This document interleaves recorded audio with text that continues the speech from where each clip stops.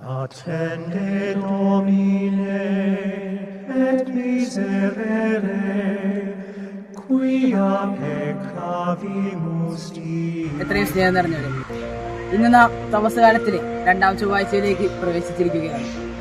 നിയമജ്ഞരുടെയും ഫരിസേയരുടെയും കാപട്യം നിറഞ്ഞ ഒരു സുവിശേഷ ഭാഗമാണ് ഇന്ന് വായിച്ചു കേൾക്കുന്നത്.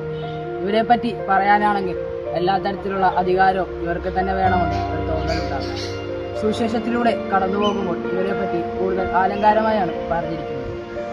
നാം ഈ നോമ്പുകാലത്ത് മനസ്സിൽ സൂക്ഷിക്കേണ്ട ഒന്നാണ് ഹൂ ഈസ് ദ ഗ്രേറ്റ്, ആരാണ് വലിയവൻ എന്നൊരു ചിന്ത നമുക്ക് എപ്പോഴും ഉണ്ടാകാം. അത് നമ്മെ സംബന്ധിച്ച് അല്ലെങ്കിൽ ഒരു ക്രിസ്ത്യാനിയെ സംബന്ധിച്ച് ഒരാൾ മാത്രം, അതാണ് ദൈവം.